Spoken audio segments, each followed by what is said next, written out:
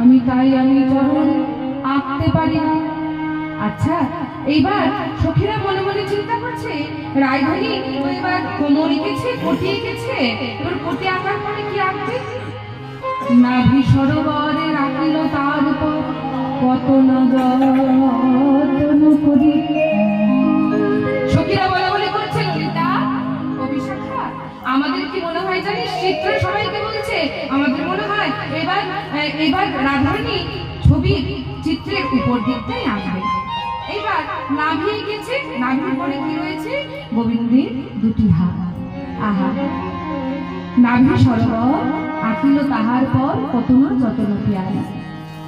এইবার কি করছেন দেখুন, এবারে বাহু দুটি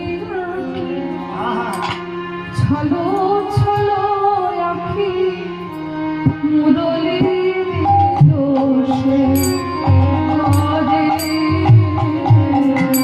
ছলো ছলো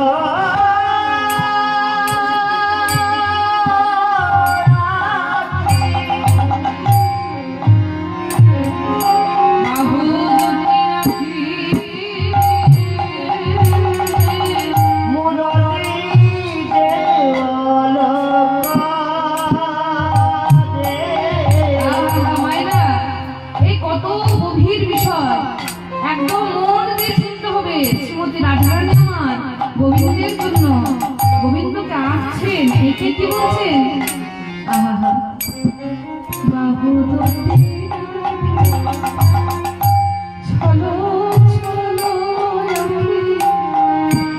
আজ মুরলি দোষে করে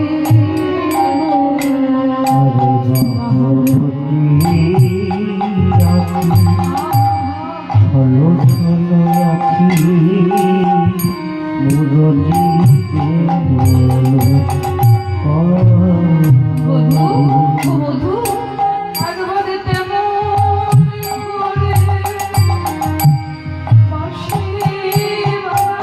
বধূ একবারে তেমন করে বধূ একবারে তেমন করে বাঁশি বাজা। বধূ একবারে তেমন করে বাঁশি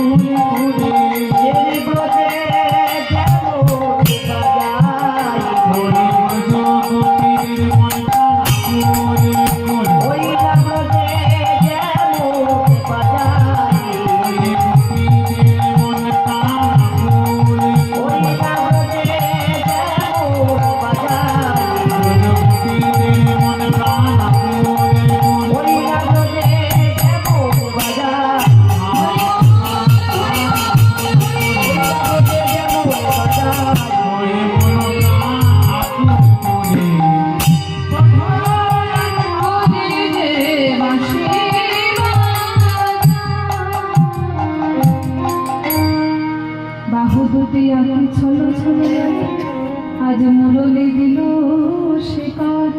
আহা, এবার বাহু দুটি আঁকার পর কি করেছে না গোবিন্দের ওই গলাটি অঙ্কন করছেন। কুম্ভকণ্ঠ কিবা অপরূপ গোবিন্দের ওই গলাটিতে রয়েছে কি না ওই হাতির সুরের যেমন দাগ থাকে, যেমন শঙ্খে শঙ্খে যেমন দাগ থাকে, সেই রকম একটা করে ভাঁজ আছে গোবিন্দের। কত সুন্দর করে গোবিন্দের গলাটি অঙ্কন করে কি করেছেন দেখুন। করছে শ্রীমতী রাধা রানী আমার বদন আঁকি মুখে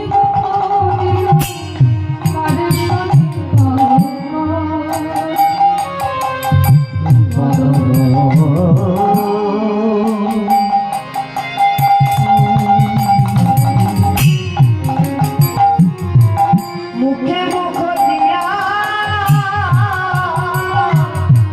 তারি সনে কহে কথা। মায়েরা, ইহজগতের পতি যদি কোনো পত্নীকে ছেড়ে দেয়, ইহজগতের কোনো প্রিয়তম যদি প্রিয়তমাকে ছেড়ে দেয়, ইহজগতের জন্য যদি কোনো নায়ক নায়িকাকে ছেড়ে দেয়, দেখবেন সে যদি দূর দেশে গমন করে কোনো কর্মের জন্যই হোক, তাহলেও কি করে দেখবেন 1 বছর 2 বছর যাবৎ যদি দেখা না হয়, কি করে তার প্রতিমূর্তিটাকে নিয়ে, তার ছবিকে নিয়ে, তার ছবির সঙ্গে বসে বসে কথা বলে। সে তো কথা শুনতে পায় না, তবুও সে কথা বলে। প্রাকৃত জগতের নায়ক যদি নায়িকার জন্য এত কাঁদতে পারে, নায়িকা যদি নায়কের জন্য কাঁদতে পারে, প্রিয়তম যদি প্রিয়তমার জন্য কাঁদতে পারে, সেই অপ্রাকৃত নবীন মদন অপ্রাকৃত ধনকে যে কাছে পেয়েছে, যার সেবা গ্রহণ করেছে, যার ভালোবাসা, যার প্রেম সে গ্রহণ করেছে, তাকে হারা হয়ে রাধারানীর কেমন অবস্থা হবে? রাধারানী আমার সেই ছবিটাকে কাছে নিয়ে বদন আঁকিয়া মুখে মুখ দিয়া তাদের সঙ্গে কথা। বদন আঁকিয়া মুখে মুখ দিয়া তারি সনে কহে কথা। কি কথা বলছেন দেখুন, ইহজগতের নায়িকারা যেমন করে বলে সেই রকম করে বলছে। এই দাসীর কথা কি মনে পড়ে না, এই দাসীর কথা কি মনে পড়ে না, এই দাসীর কথা কি মনে পড়ে না, এই দাসীর কথা কি মনে পড়ে না। ওই দারোগাই রাজা হয়েছে বলে দাসীর কথা কি মনে পড়ে না। ওই দ্বারকার রাজা হয়েছ বলে এই দাসীর কথা কি মনে পড়ে না।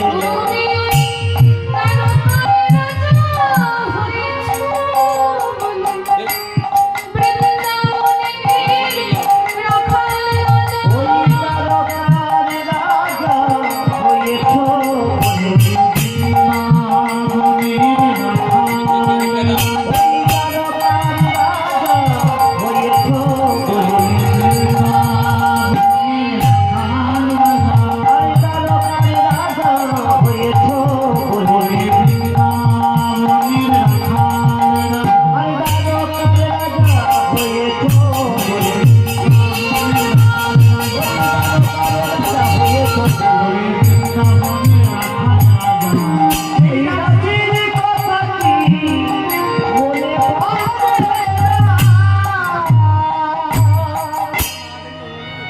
এইভাবে শ্রীমতী রাধারানী আমার ছবি অঙ্কন করছেন, আর ওই চিত্রের প্রতি মন দিয়ে কি করছেন না, বধূকে কাছে নিয়ে তার সঙ্গে কথা বলছেন। সখীরা এইভাবে দর্শন করছেন, কখনো তিনি চিৎকার করে বলছেন, কাল বলে কালা গেল মধুপুরে, সেকালের কত না বাকি, কত না বাকি আমার যৌবন সায়রে সজিতেছে ভাটা, হাটা আমি সে তাহারে কেমনে রাখি। কখনো বা সখীদেরকে ডেকে বলছেন, মরিব মরিব বধূ নিশ্চয় মরে, মরিব কিন্তু আমার কান হেন গুলো নিধি, আমি কারে দিয়ে কারে দিয়ে যাব। ভক্ত শিরোমণি শ্রীমতী রাধারানী আমার এমনি তিনি এত বড় ভক্ত হলে বলছে রয়েছেন ভক্ত শিরোমণি শ্রীমতী রাধারানী।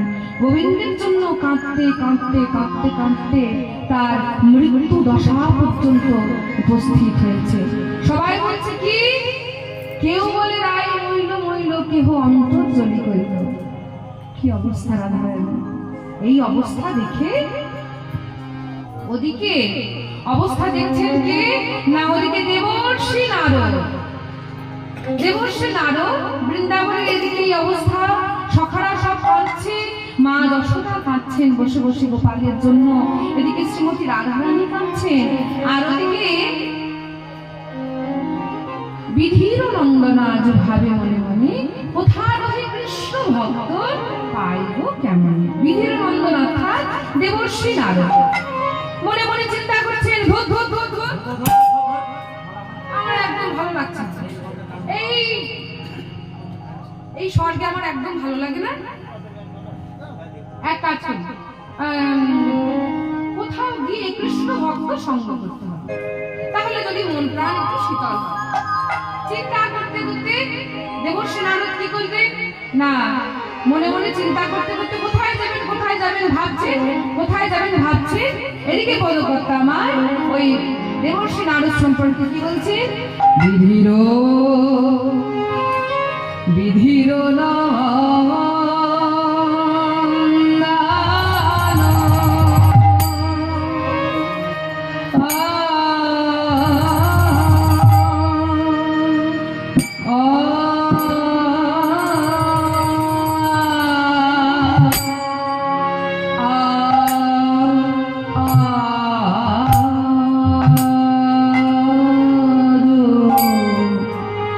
বিধির নন্দন আজু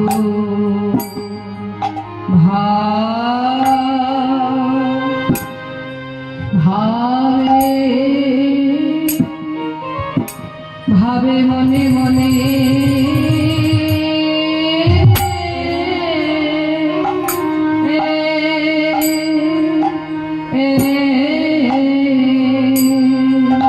বিধির নন্দন ভাবে মনে মনে,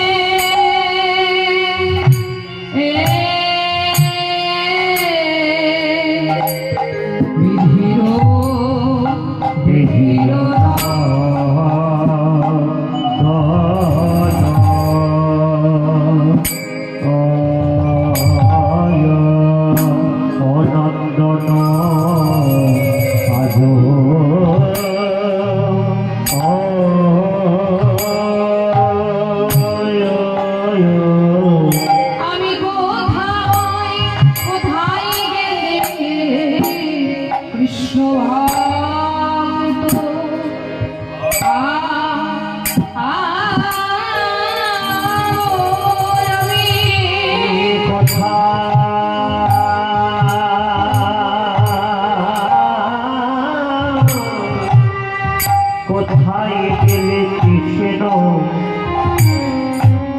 ভক্ত কোথায়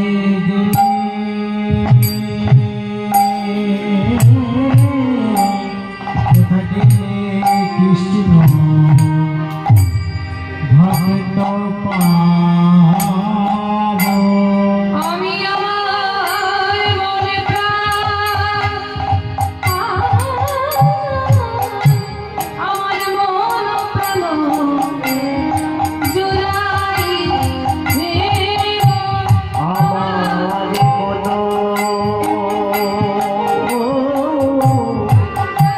মন প্রাণে জোড়াই গো।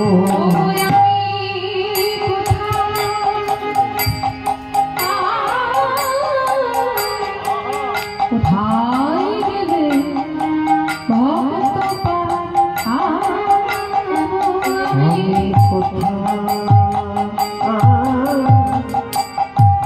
কোথায় গেলে কৃষ্ণ ভক্ত আমার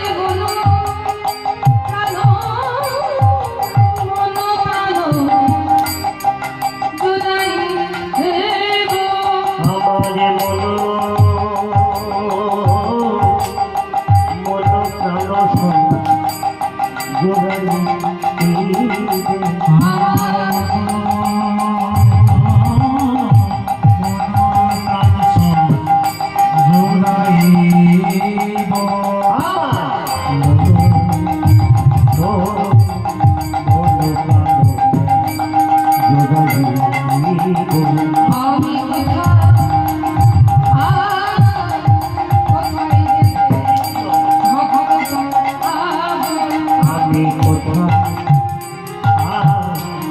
কোথায় গেলে ভক্ত পাবো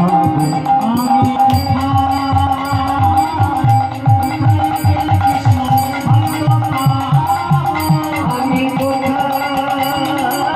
কোথায় গেলে কৃষ্ণ ভক্ত পাবো আমি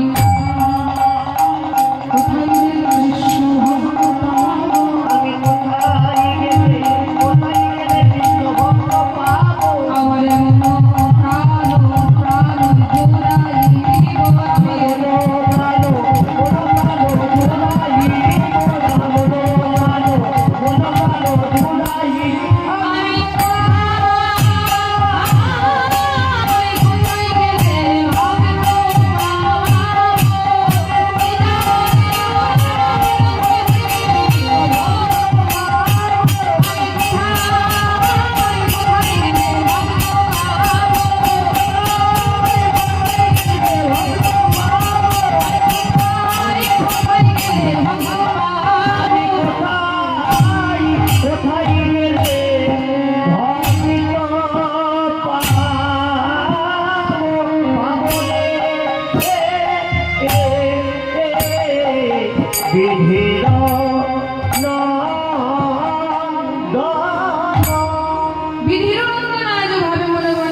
জোড়াই কৃষ্ণ ভক্ত পাইল কেমন এত চিন্তি নারদ মনে কিসে করে যাবে নারদের বাহনকে হ্যাঁ ঘুম চলে আসছে বাবা আস্তে আস্তে উঠতে উঠতে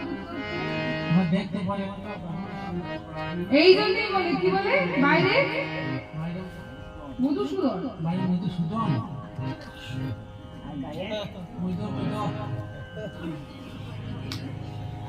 সেই ব্যাপার যাই তো কি হয়েছে না ঢেকি মানে নারদের বাহন হচ্ছে ঢেকি বোঝা গেছে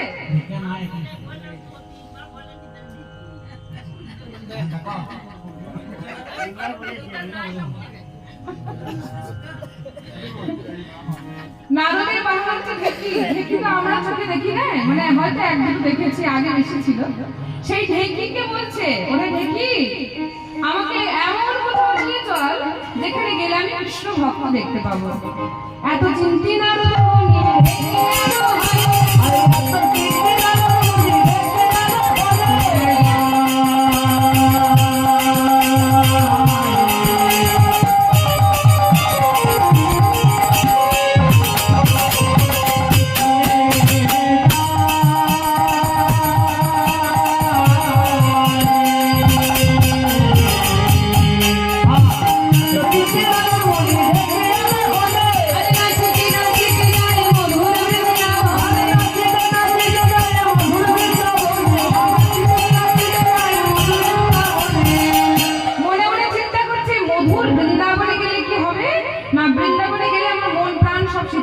কারণ জানি বৃন্দাবনে এত বড় বৃন্দাবনের মতো ভক্ত কোথাও নেই বৃন্দাবনে যাইয়া নারদ চারি পারে যায়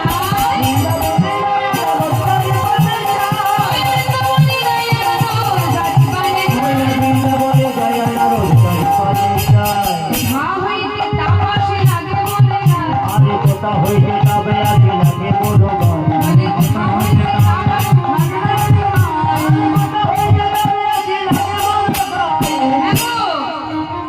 আমার অঙ্গ কেন জ্বলে না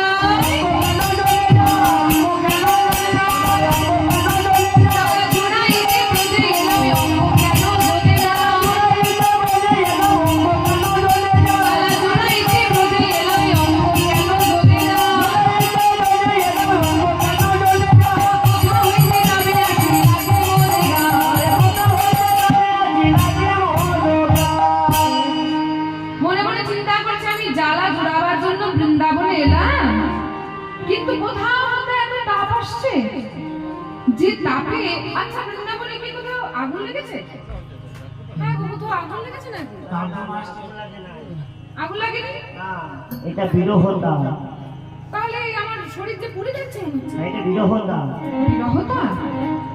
আচ্ছা, গোবিন্দ যে আমার বৃন্দাবন ছেড়ে চলে গেছে, তাই এদিকে একদিকে মারা কাঁদছে, একদিকে সখী গণালে কাঁদছেন, একদিকে সখারা কাঁদছেন, সবাই যে কাঁদছে, আর সেই কান্নার যে যন্ত্রণা, যে জ্বালা, যে বিরহ, সেই বিরহের তাপে যেন নারদের সমস্ত অঙ্গ জ্বলে পড়ে যাচ্ছে।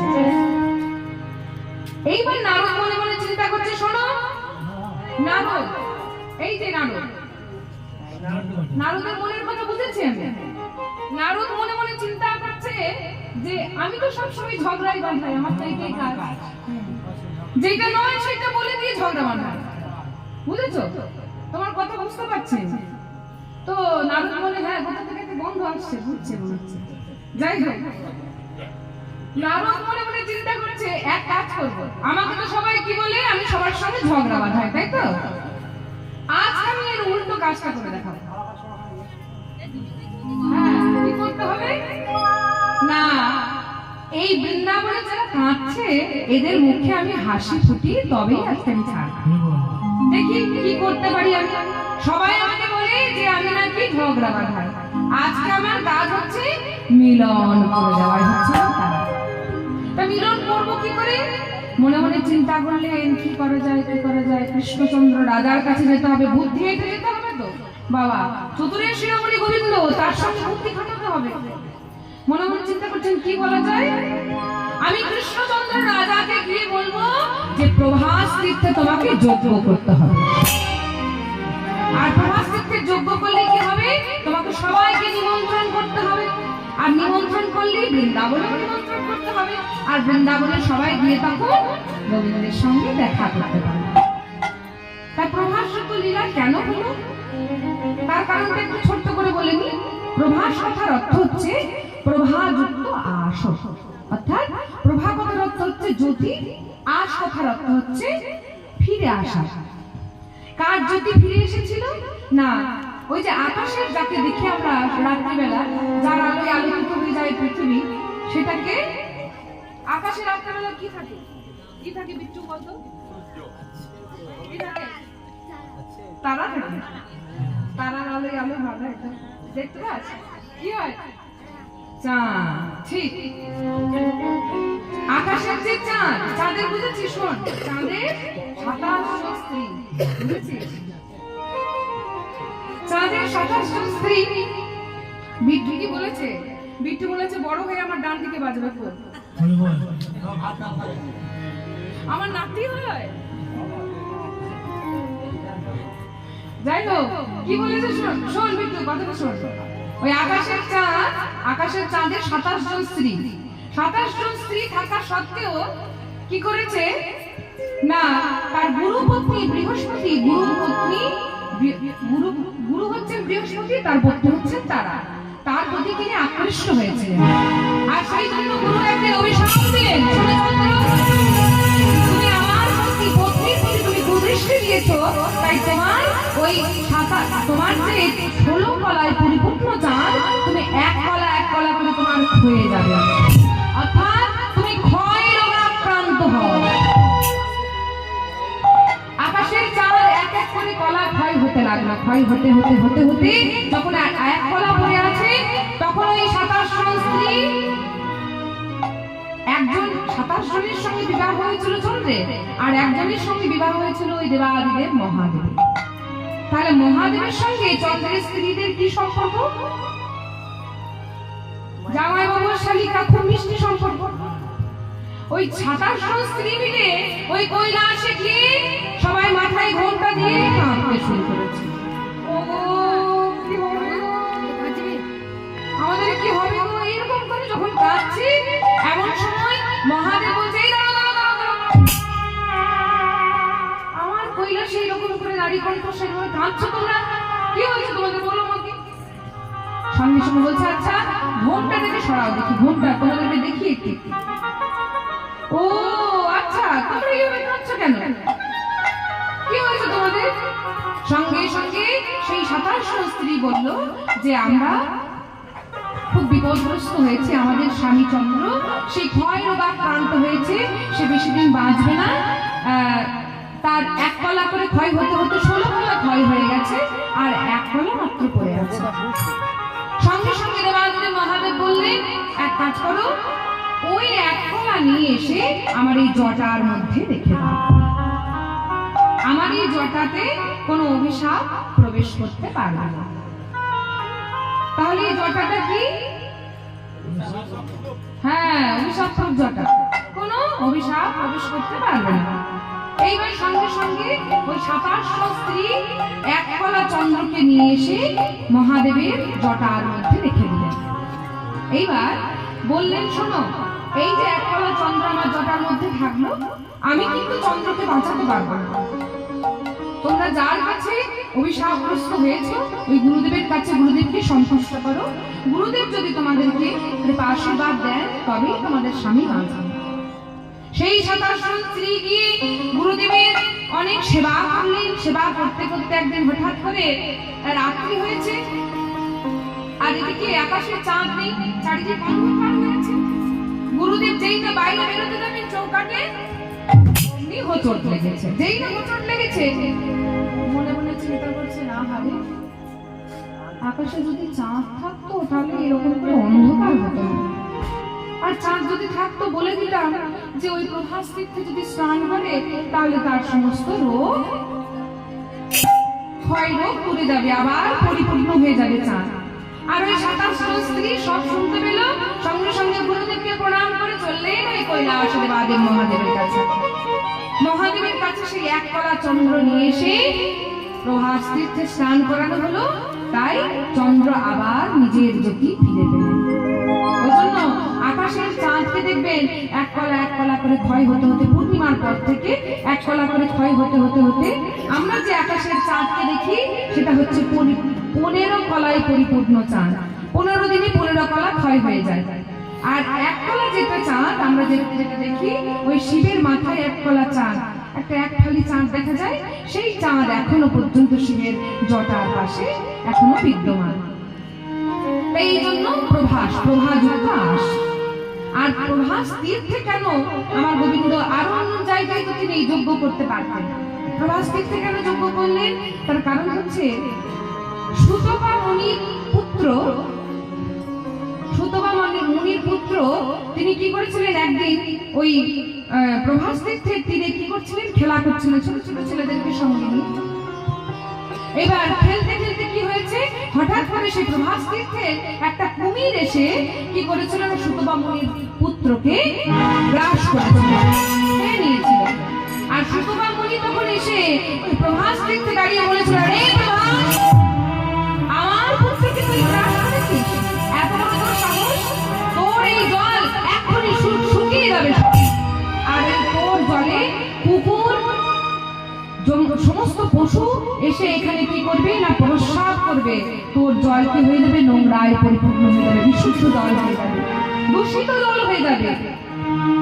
সঙ্গে সঙ্গে প্রভাস নিজ মূর্তি ধারণ করে বললেন, হে মুনিবর, আমার গর্ভে যিনি একটা কুমির ছিল, সেই কুমির আপনার পুত্রকে গ্রাস করেছে, তাতে আমার কি দোষ, আপনি আমাকে এরকম করে অভিশাপ দিলেন? সঙ্গে সঙ্গে সুতপা মুনি আবার বললেন, আমি আমার পুত্র স্নেহে অন্ধ হয়ে তোমাকে অভিশাপ দিয়েছি, তোমার এই অভিশাপ থেকে কবে মুক্ত হবে জানো? একদিন গোবিন্দ, যিনি সর্বকারণের কারণ, সেই গোবিন্দ, সেই জগদীশ্বর তোমার তীর্থে এসে, প্রভাস তীর্থে এসে প্রভাস যজ্ঞ করবেন, এবং শ্রীমতী রাধারানীও সেই দিন আসবেন। আর তোমার জল নিয়ে যেদিন শ্রীমতী রাধারানীর চরণ ধৌত করে দেবেন, সেই দিনে তোমার জল আর দূষিত থাকবে না, সেই জল বিশুদ্ধ জলে পরিপূর্ণ হবে। আর সেই জন্যই সে প্রভাস তীর্থে গোবিন্দ আমার যজ্ঞ করলেন। তাই আজকে সেই নারদ মুনি মনে মনে চিন্তা করলেন, আমি যাব কোথায় না, বৃন্দাবনে যাব। তাই তার ঢেকিকে নিয়ে ঢেকির উপরে চড়ে চলেছে বৃন্দাবনে। আর তার হাতে কি যন্ত্র আছে? তার হাতে যন্ত্র আছে বীণা। বীণা কেমন চড়ে? বীণা, এতদিন তুই কৃষ্ণ নাম অনেক করেছিস, আজ থেকে তুই কার নাম করবি জানিস? আজ থেকে তুই রাধা নাম করবি, কারণ রাধার মতো এত বড় ভক্ত আমি কোনোদিন দেখিনি। বলো